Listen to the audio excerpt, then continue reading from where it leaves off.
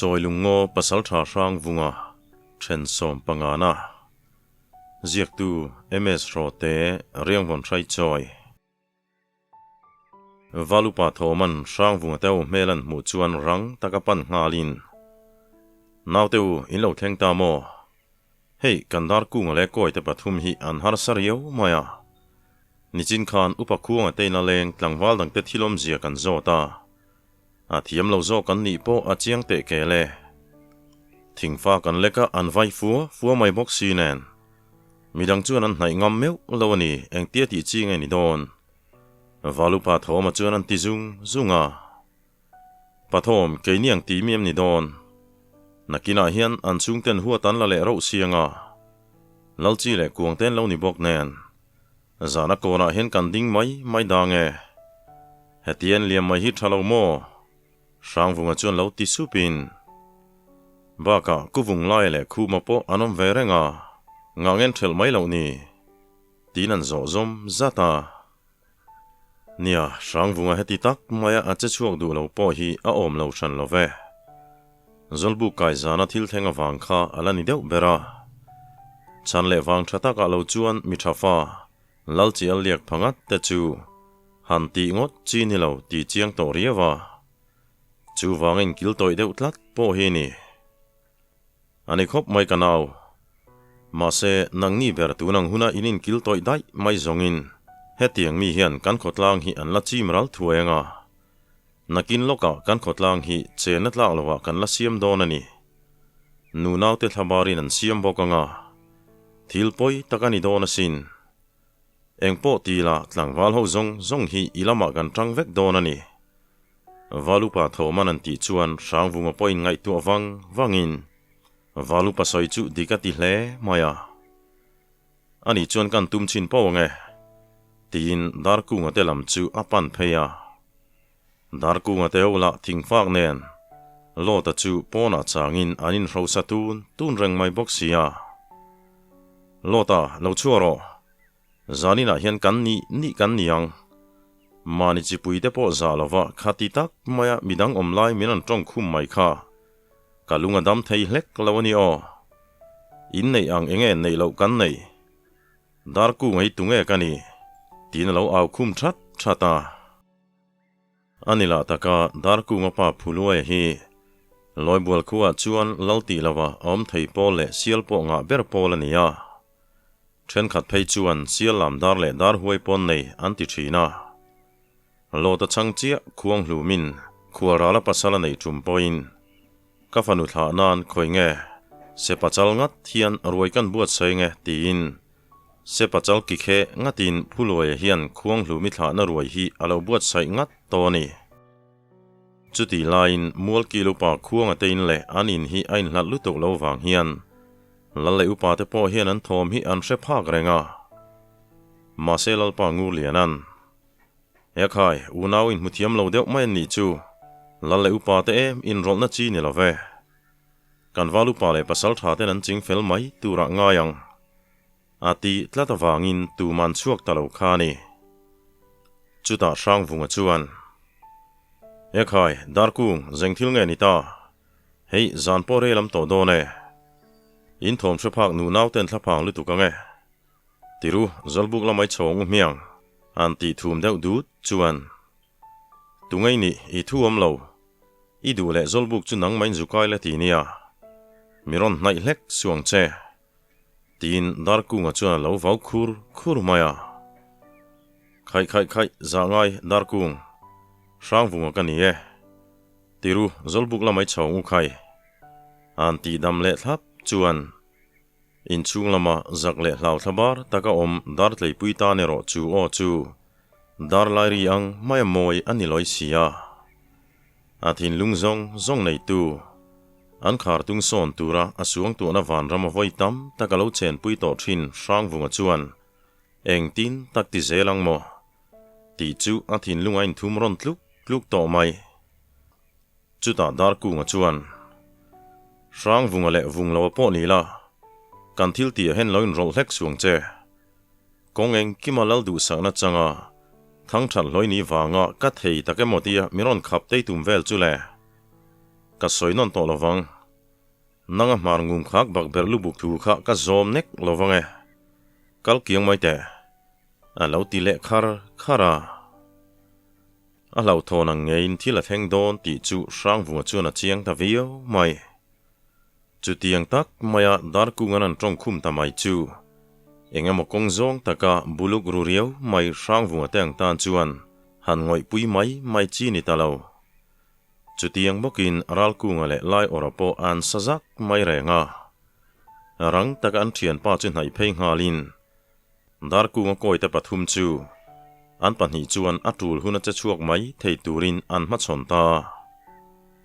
chulai mun om tlangwal ho chuan dar ku nga tong chuan lo hel ve hle mai boka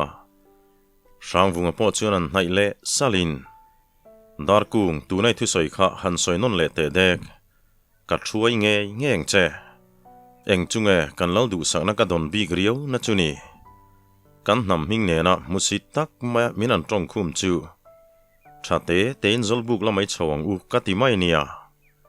ati vot tarai mai chu tiang te mian an ti ngam chu le ronin rol su ka ti chen ni lom ni tia sang vunga hlap le top tuma dar ku ngan thing fa ka lek lai tak chuan sang vunga chuin her thutin dar ku nga beka chuan naluo omlo hian an beng bur maya dar ku nga pa uk thotin leya chuan tu thor mai chu vele dar ku nga koi te pathum chuan ti pain sang vunga churon ben tum ngala ral ku nga le lai ora chu rang takalo che ve ngalin dar ku nga koi te pahni chu an bo phei ngal rok mai chuta pakhat chuan sang vunga churon bo vein sang vunga la in ring pen pona lo omani boka chu paina ron bo phei rual chuan rang takalo kuin lea chuan an tluk pui thuaya rang lutuka rek bet ngalin akut pha lai thazet mai chuan a maya beng ta sia mai chu pa po chu ni kho hrelovin thisen nen chuan a muzoi nuang maya chuta valupa thoma chuan khaile naute u atok toe tian thel meu chuan dar ku nga koi te pathum chu thisen nen an lo in chia pia zui to maya mai chuan trong kam tha ti po khati zong men an ti chai chuli a ring rui ga thuai tlek lo don nge chil chak phur chungin sang vunga chuan an lati bul maya alung oilo ve hle ani ekhai naute u atok ri an chan to kan hmuni kha valupa thoma chuan an ti vata hemi te pathum hi zanin chu zolbu kariak ve tla kan ni lo ve tlangwalo khan an in lama zuzon thalom teu khai an chung ten trong an nei vai chuan tlangwal te hi min ma chona nga yang valupa thoman an ti that chuan sang vunga chu le lam hoin he tiang mi hring hi a zon pok a zon pe nek love tin zolbuk lam chu pan tanul nula ral ku nga le lai orapo chuan zui ve vatin tlangwal then khat chuan dar ku nga le anaw te pathum chu anin lama an da ta zante relam taboka tlangwal rual po khoi dangkal to lovin zolbuka chuan an kal khom sapa an boruak chuan a zir treu lo bok nen an mutbu te kai pharin ton mangrama fan ngai lo ram phang turin an muta siaya khovar shiltu boar churan pau alin nu le pa kumu palam pangkham deuh to ta chu thosang sangin tam mei chun nun hloma chuti lain kho englom dai tam vate chu chirnak nakin veng thlang pati ti thiam pu zamana te ui palian po abau le tur to maya zing tui phim chu lengi te po tui khurlama chun liam sangin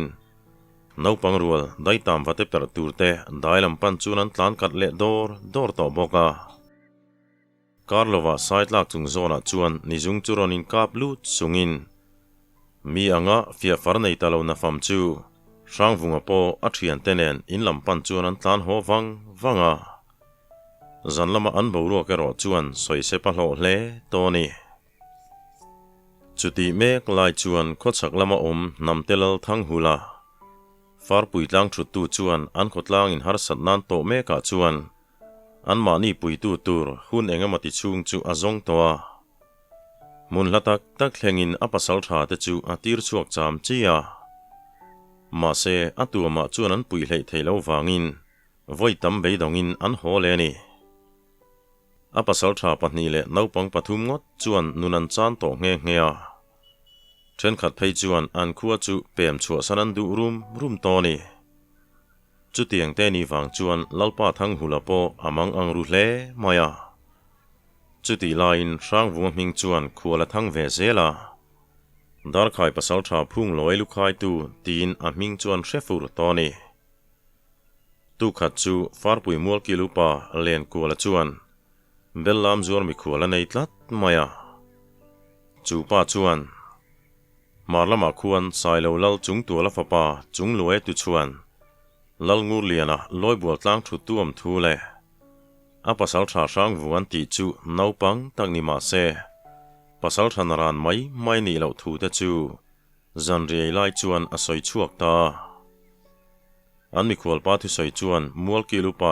len kuala beng chu lu viau maya a mi khwal pa hela chuan a hriat ang te soi tur chuan han zo bel sekin mi khwal pa po chuan a hriat ang chu a soi chhong ve zela dar khailal zakhai pasal tharo rum phung loi lu po a khai thu le lusai pasal tharo rum zadenga meu potlom thu te a soi fai ta lenga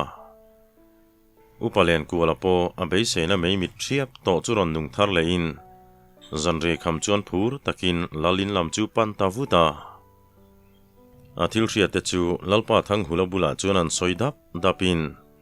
lal thang hula po athil hriat chuan ati phur ve hle maya chu tiang ani chuan thil lom om takani chu keinin hamte ho le zamhu ka tu le fa te chu in mu le ar thei kan ni nem kan pu chan piala nen thu thlung het tak an lo siam to in run na po lo thleng se keinin hamte ho chu sai lo run chunga salang point omila van lunga kanom ve thiang hau lawani chu wangin kan u nau pa lal ngur lian bula chuan apui nai zu dil ngot mai tengu lal thang hula chuan han ti charin an pasal tha her lian le pahanga te chu tlangwal pathum vel hruain engkim huamin zantam kara thang po poisa lovin an mamo na wang chuan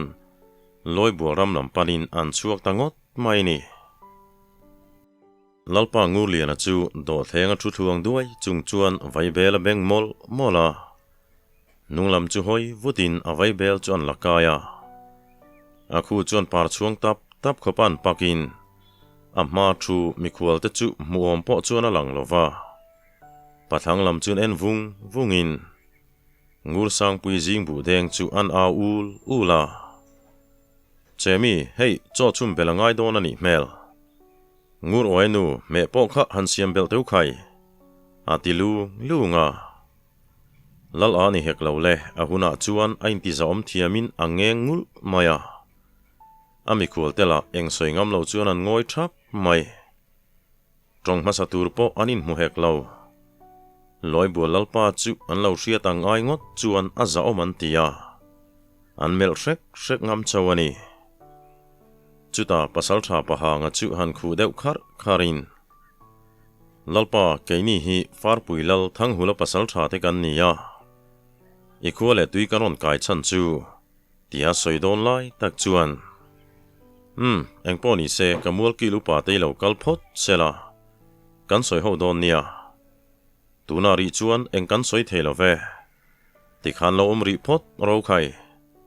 ngur lian chuan han ti hlukin pahanga po eng soi ji ngam lo chuan ngoi le ta karlova mul ki lupa te po chu lalin ron chuang ka in monganan hung sanga an rin lo tak maya mikhwal melan mu chu an hoi phok sha hlom mai tuna chuan thil chu kan soi thei tong chu khoi kha tui liak ngai nia eng ti tura lo kal ngai ni che chuan soi teule kan lo ngai thanga in thu soin min dek riau te ni zongin ro rel dan po ma na ngur lian chuan han ti hlutin tlang au pa chu an mel zuka chianga hei kan mi khwal te hi ha zu khan zu ro le han tin tlang au chianga po chu a phengal vat mai Cherabel chu an mi khual te ma chuan an hungin lalpa keini hi farpui tlang thut tu nam telal thang hula pasal tha te kan nia kaming chu paha nga ni ani hi pasal tha herliana ni e tinan ming chu an soite te a kan local chan ber chu hei hi ni hun engama tilai tang to khan kan khuwa hian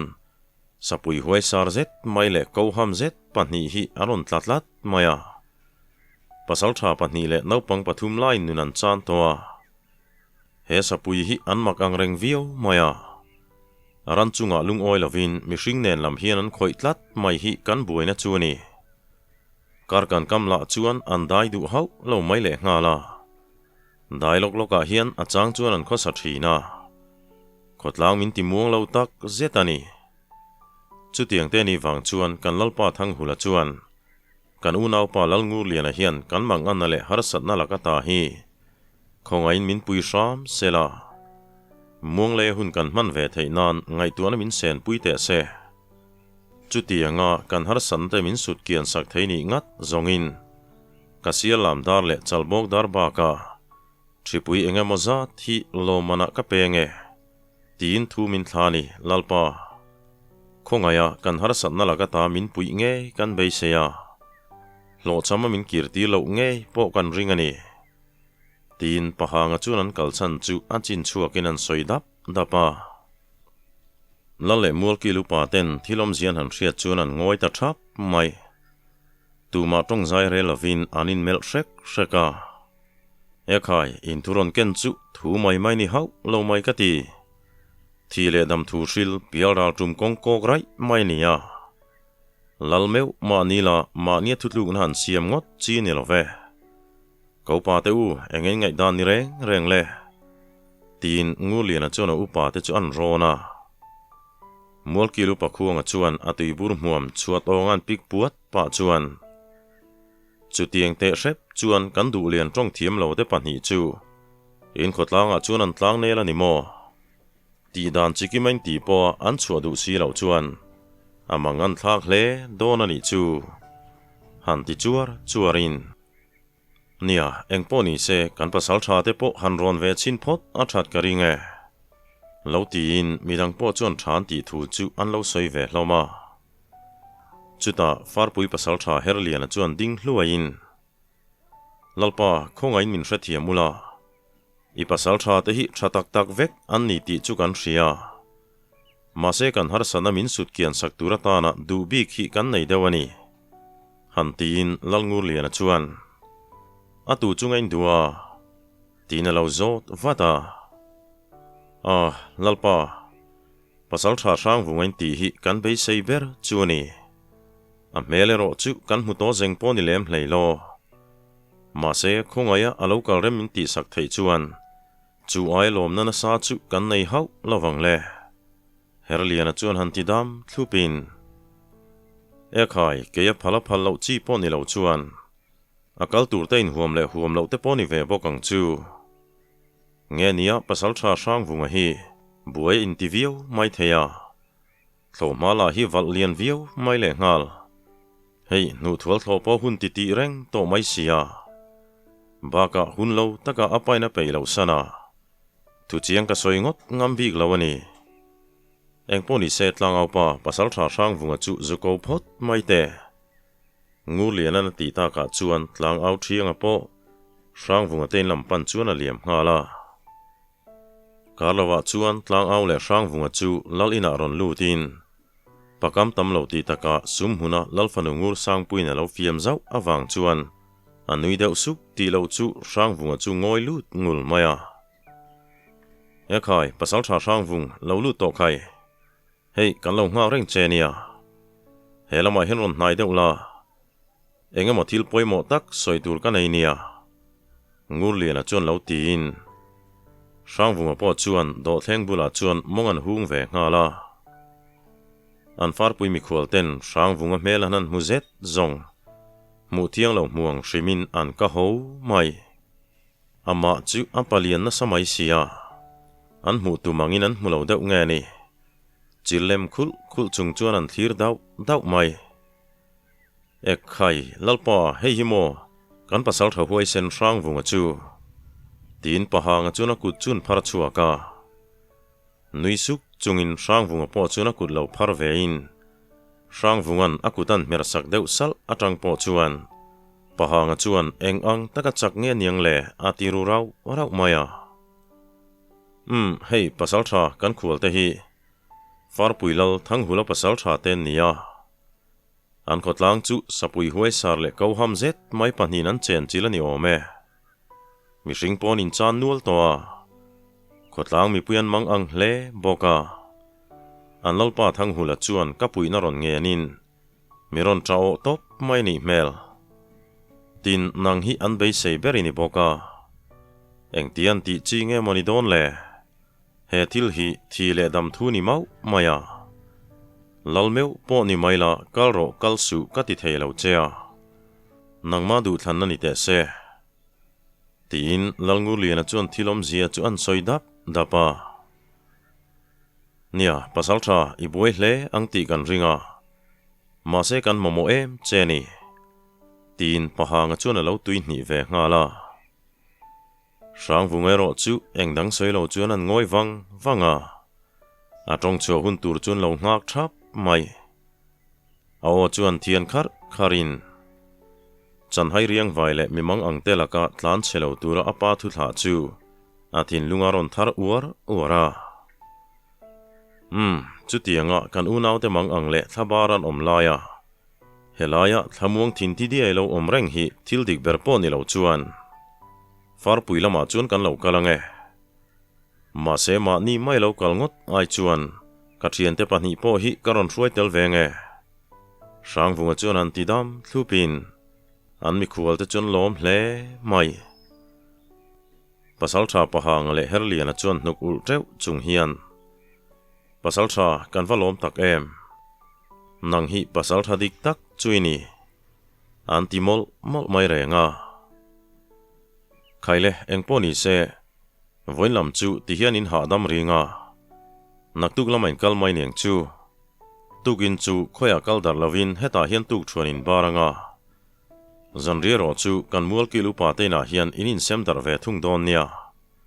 tin ngurlian chuan ami khol te chin tur chu an hrila ami khol te po an lunga oi ni ti hriat tak hian an bungat ngat mai tuk thuanei te hun taboka sang vunga chun tho thurin lalpa engponi se kalo chua san phot maeng cheu tin kongka puilam chu pana sang vunga chuak tur chu lalpa ngurlian chuan an aw zuin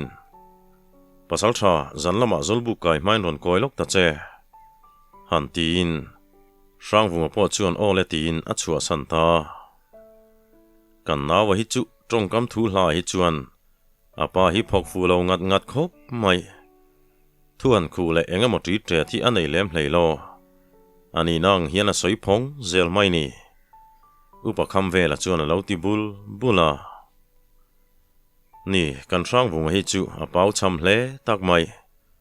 a thian te pani la hi a thlun phel ang char hin ni le loisia ani nang lo tlang viau mai ma se pasal tha sang vunga hi minel om le kom nuam tak chu ani ang loya khoi mo hanin pel thuak chang te hian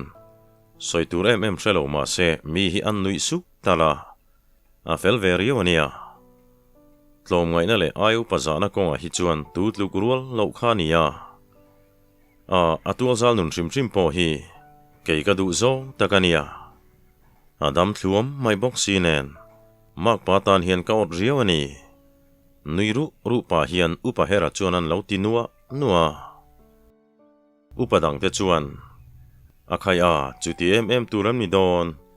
tinan lo tre haka an mi khwal te po kil khata chuan lo khive sukin engponi se upavel hei kan mi khwal te pon tram tonge kan trin phot mai don em ni upa khuangan an ti hlut taka chuan ni e tia thosang sangin tuk chuanei turin inlam chun panta tuk chuanei kham chuan ku than thing phurin sang vunga chuan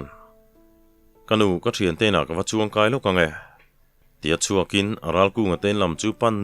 nula thiana in mel chiat lai niem in vare te chia ve ti thoma chuan ral ku nga po han tho tharin ekai thian pa lo lu ro hei ron bar ve nga la tin sang vunga chuan lo chon vata ngoi te tunari chuan ka khoi lai ma hi ruak to lo ve ka savun i phi puar le lo takani ti pa chuan sang vunga chuan thun mun an rem sat satin taya cho chu lo bar ve ro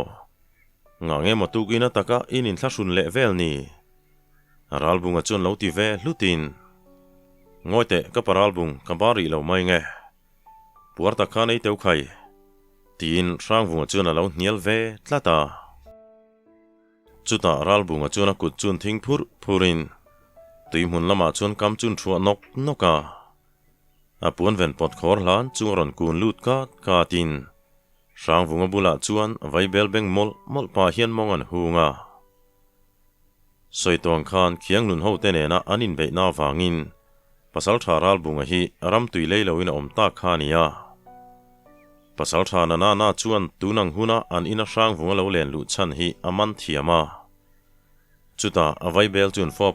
ko kin an nar khu chu hama taya engthil nge ni ta le chan nei ron kalini la chiang te kela zeb nei hau lo khan an soi ro le ral bunga an ti sup chuan sang vunga chuan ngoi datin eng lo nia tukin khan kan lalin far puilam khuala neya an khotlang har san na le mang an na thila kan lal pa puina aron dila ni ome an khuwa chu sapui huai sarzet mai pani na chen chile an tia an soi manga mishing ponin chan nual toni mel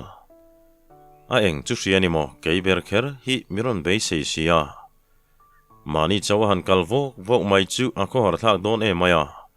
thian paral ku ngale lai ora hen min kalpui se ka ti dewani sang vunga chuan an ti charin eng tin nge mo ka mingpo chun lo hriat reng ni an ti zui nuwa he khai karin ai ma thilan thlen chu le he hun hi eng ti ga mo chuan ron her chu karing renga taya mimang ang le tran pui ngai te tran pui hi pasal tha te zia dik tak turani tuna hian hei bulitan mek chawania hankal nge yang cheu tran pui ngai te tran pui le chan hai riang vai te ta na mani nei le nun nge poi lova nun man hi kan dam chan chu ni e aral bunga chuan han ti dapin aral ku nga choi po aron thu phei ve ngala thiana eng thu hla mai ron pai po na iron tak lut run mai boxia tin sang vunga bula chuan mong an hung ve sata sang vunga chuan thilom zia chun soinon le charin ral ku nga chu phur ngal hle mai chuti tiro thian pa kan lai ke kuala tein lama hian iwa phei tiang tia ral ku nga chu tho tharin sang vunga nen chuan phur takin lai ora tein lampan chuan an chuak ta lai ke kual lai mel tha tiul ul thoma chuan pasal tha luai zinga vai bel pak hlat chunga khum aya thu chulo nui tu ta ral ek ani pek chu ti hluk pa hian lai ora chu pon lama han chuak vutin sang vunga le ral kunga an lu ka puelo khivur chu an ena enge mo khatia nap khon pachang muang rimain khik vun mai ni lo lu ro pon le ra tang hen min aw chiam zel maya ral kunga chuan han ti hlukin ole lal mel tha kan lo lu tange tin sang vunga chu chunglama chuan an tlan lut zuka sang savom ti pain lai ora chuan an pe zui rama khatia sang vunga in chunga zuang lut pet phato silo ake khai lak lo han petek zau chuan ral kunga chu vane kat dor maya ral kunga la chu om mai lo tumbik silo lai ora monga chun lo kom zavin lai ora euna salutuk chu atum ai main in chunga chuna zuang luta in sum haran titlang aniange an nui dir tlek mai pasal tha loi zinga po lo nui vurin kan lai ora pui chu a eng ria chenimo khatitak maya iron ing eulu mai chu lo ti supin heng ho wang vek himole lai ora chuan an tinang nanga ekai tai te u zengthil nge ni ta tunang huna tein lo lan tak voin chu lo lama liamin tum na nge tia thu tak deuh zawk a luai zinga an ti taka chuan sang vunga chuan nia kapaluai kan lo kal chan chu eng lo ania tin an len chan te chu an soya luai zinga po chuan thilom zian hriat chuan a thian pathang manga hre chuak vong mai a lung po leng hle nge a chu tiang ani chuan tai te u far pui lama kan u nau te har san na chu han sut kian sak to ma se chu tiang taka sapui huai sa laka chuan phim khurula mihring se ton ni ngat phei chuan an fing hle ani ti hriang cheu khuanuna hual hi mang cheunga tluang takin ti tur point hlen thei ka ringe naktuk mai chuak turin ni si chuan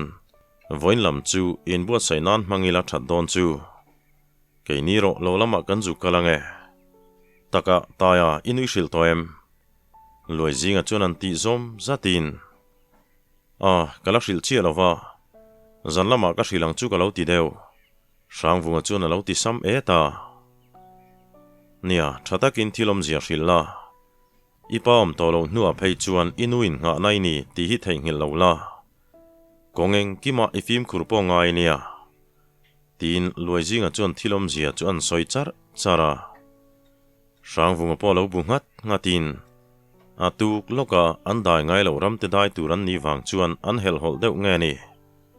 sang vunga ten lampan chuan phur takin anin zui chuak le tangota zan re lai chuan sang vunga chuan thilom zia nu hne na han soi dapin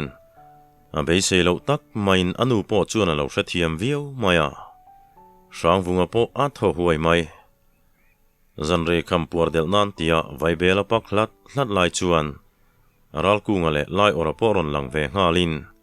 andan pa ngai te in veng thlang mei thai pi tha thangin ten lampan chuan an kal le tanal nala pi tha thangin tenu fa po tam mei enga chuan engama soi hian an lo ti miela kolte inom mo ti thoma chuan kol thangi chuan o han thian kharin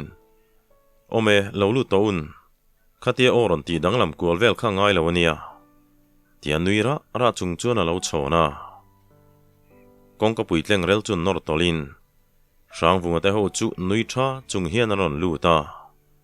tam mei enga chuan du da takamong chun hungin tun lai chu kanin kong hin bo deuh areng maya turun sanga nge moin kai thin le tunge mani phei hi chu tun lai hian lal inalu jing ut mayan ti thom po ka lo hria kol thangi chon nui tat chung hian han tin wai chu ti lo ka lo hre ve reng hlei nem le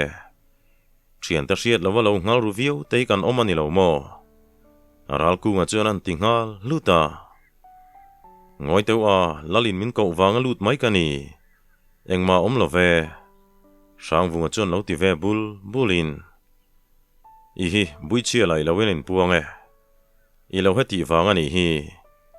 lai oran sang vunga mel zau pan ti chuan an nui ta dara khai chu tiang in fiam na chi po ni lo chuan mi te reu hian an hriange sang vunga chuan an ti le hluka sang vung ai nga chuan nge moin za viau mai ni kha mi te pahnih khan soi tur pon nei ve ik lo kha pi tha thangi chuan lo ti ve zatin soi tur ting te chu nei ve boke soi tlor du chi ni lo chuan nui tha chungin aral kunga chuan a lo tia aral kung khoya khani nei ka ring nek lo ve o I rol hi ring em ringot maya pi tha thangin an ti hlak chuan an nui ta hama ama aral kunga hlei chu an nui ringa chuan a tanga reilo te an ngoi le thapin atuk laman kalna tur chu thu tak deuh zokin lai ora chuan an soi chara chutia anin leng nei ve chun te berin zin bo san an tum chu pi tha thangi te nu fa po an lunga leng lok hle maya kanan fiam thu hluta tai te tuna meu chuan khochung mai ni lo khual hial in kai don ta chu nia hetiang khopa in ming tha to chung po kanin le loven ron chung kai du thin te hi kan lom tak zetani dam takin in tumram chun thleng molang cheu pi tha thangi chuan hnuk ul lek hian an tia khai nu thang chu tiang zong in an tingai lo engma kan ni lo hi sang vunga chon lo ti supin chumi zan chu hlim takin an in kom zui ta leng not ara khuan thliai ta ka chuan sang vunga te po thovin trin zain rela kol thangi chon kot kai thleng thlain ku sang vung thilmeron hon ruo kol thangin an ti chuan tereng mai kol te engemoni thil thadeu karon honang che sang vunga chuan han ti le supin dam takain mule tura in mang tha chungin zolbu lampan chuan an in zui chhota lalngur lianan jinglama lo hri lok tawngin sang vunga te chu lalina chuan an koile zoka thuruk top khok soi turan ni wangin lalngur liana po afim khur hle mai kapasal tha teu hei avoi khatna turin in la dai ngai lo ram in dai don ania kongeng kima fim khurang cheu soinon ngai lovin thilom zia chun hriat to kha nangni hi he ko tlang in nga nani mai turte nia tuna po hian in ni to pang chuni in lano panawang hian mi poin an zuam hle don chewa ele in thleng point fim khurula nunglama min neyang ranin omang cheu farpui khuwa hi triau kam mai omani wangin poiralte po ron lang thut then ni hriaula tin farpui khuwa te ngei po hi ringlutuk suang cheu tin lalngu liana chuan thilom zian thril dapa sang vunga te po chu an lalpai na du sak ziele afim khurpui zian hriat chuan a thu soi chu zoman tumru hle ani engpo ni se lalpa i soi du te soi zo chuan kan chuak phot mai nge i thumin thla zong te kha kan lo vong reng don nia sang vunga chuan han ti supin zolbu lampan chuan an chuak le ta sanga ole hemi thena tan chuan khati chin kha lo ni le sela nia komen lamain soi pakhat kha adik viau mai ral bunga le ral ku nga hi pa fan nia an ming chin ang lo ma se a thu khi ain zul viau maya